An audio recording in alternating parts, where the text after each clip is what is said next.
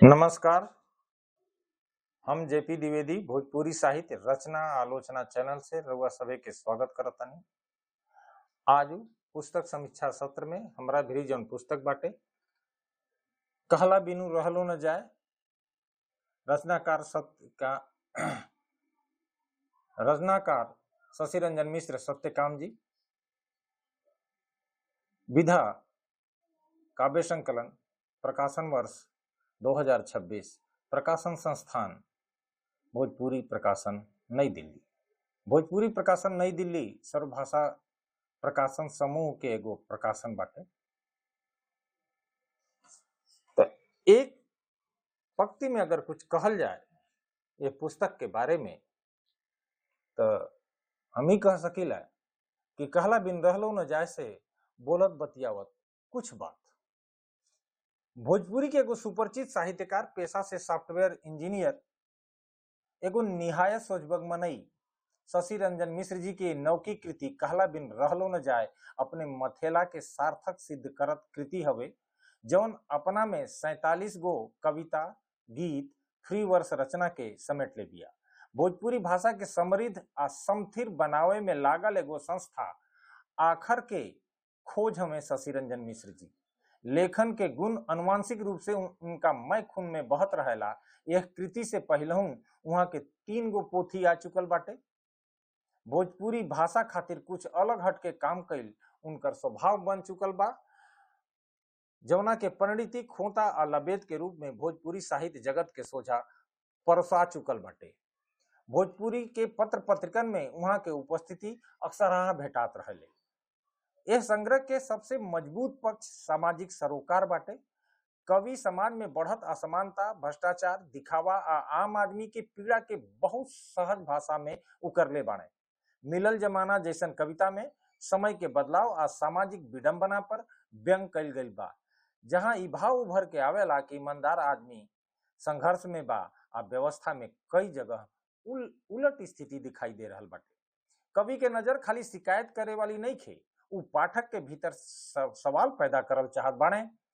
ये संग्रह के मूल भावनो ई बा कि कविता के काम बस फैसला सुनावल ना ह, बलुक चेतना जगावल ह।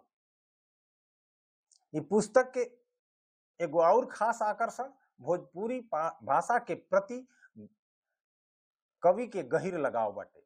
हम भोजपुरिया कविता में कवि भोजपुरी बोलवैया के आत्मगौरव, अपनापन आ संस्कार के चित्र खींचले बाणे। वो भोजपुरी के खाली बोली ना बलुक माटी, प्रेम आ संस्कृति के पहचान मानेले। भोजपुरी के सम्मान आ ओकरा अस्मिता के सवाल ए संग्रह में बार बार उठ रहल बाटे।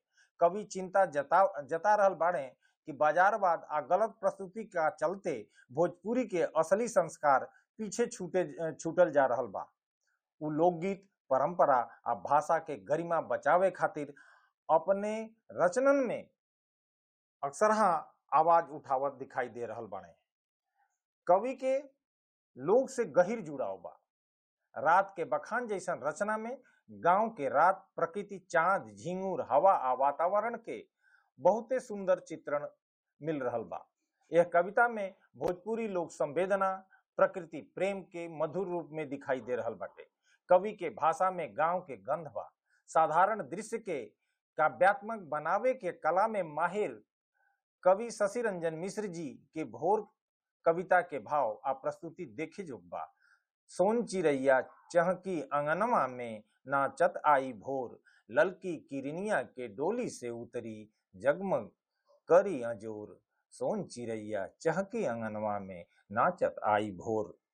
ये संग्रह में व्यंग के एगो प्रभावी हथियार का रूप में मिश्र जी प्रयोग कैले बाणे। भोजपुरी मठाधीश जैसन कविता में कवि भाषा के नाम पर स्वार्थ, पद, प्रतिष्ठा आ दिखावा करे वाला प्रवृत्ति पर चोट कैले बाणे। बाकी मान्यता के नाम पर ढकोसला बाजी से आपन आपन चेहरा चमकावे खातिर जोर जुगत लगावे वाले लोगन के कवि शशि रंजन मिश्र जी मातृभाषा दिवस कविता में जम के खबर लेले बाणन। देखल जाओ, भाषा के मर्यादा धुआं धुआं करे के दिन, जंतर मंतर पर हुआ हुआ करे के दिन। शशि रंजन मिश्र जी के भाषा सहज, प्रभावपूर्ण आ भोजपुरी के प्राकृतिक मिठास से भरल बाटे। कहीं कहीं कवि लोक धुन, गीतात्मकता आ संवाद शैली के प्रयोग कैले बाड़े, जौना से रचना पाठक के मन के मनहर जरूर लागी। कविता में तत्सम, लोक प्रचलित शब्द आ ग्रामीण मुहावरा के संतुलित प्रयोग भइल बा। संग्रह के भाषा बनावटी ना बलुक जीवन से जुड़ल महसूस हो रहल बाटे।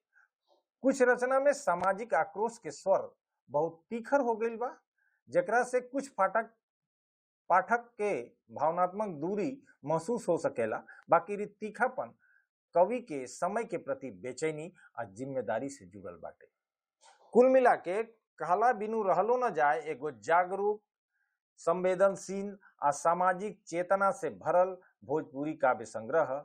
एमे प्रेम, पीड़ा, व्यंग, भाषा गौरव और समाज सुधार के भावना एक संगे दिखाई दे रहल बाटे। कवि शशि रंजन मिश्र सत्यकाम जी भोजपुरी कविता के परंपरा में एगो ऐसन स्वर जोड़ले बाड़े जे पाठक के सिर्फ रस ना देला बल्कि सोचला पर मजबूर करेला। एकरा संग ही हम कवि शशि रंजन मिश्र जी के एक काव्य संकलन से बोलत बतियावत आ उहाँ के सराहत अपना नेह आशीष दे रहल बानी कि वहाँ के भोजपुरी माई के झोरी भरत रहे, भोजपुरी साहित्य के समृद्ध करत रहे। वहाँ के सफलते हमार मनोकामना बा। ये नौकी कृति कहला बिन रहलो न जायला, अनघा बधाई आ शुभकामना।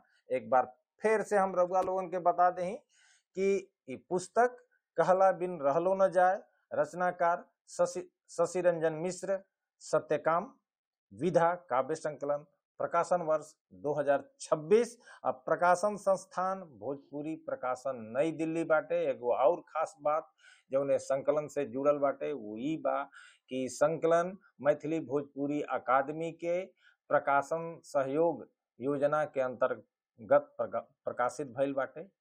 त एकरा मतलब ई बा कि संग्रह में ऐसन बहुत कुछ बाटे जौन भोजपुरी के नेही छोही आ पाठक लोगन के जरूर पढ़े के चाही, आ किन के पढ़े के चाही। एकरा संग ही हम आज अपने पुस्तक चर्चा सत्र के विराम दे रहल बानी। जय भोजपुरी।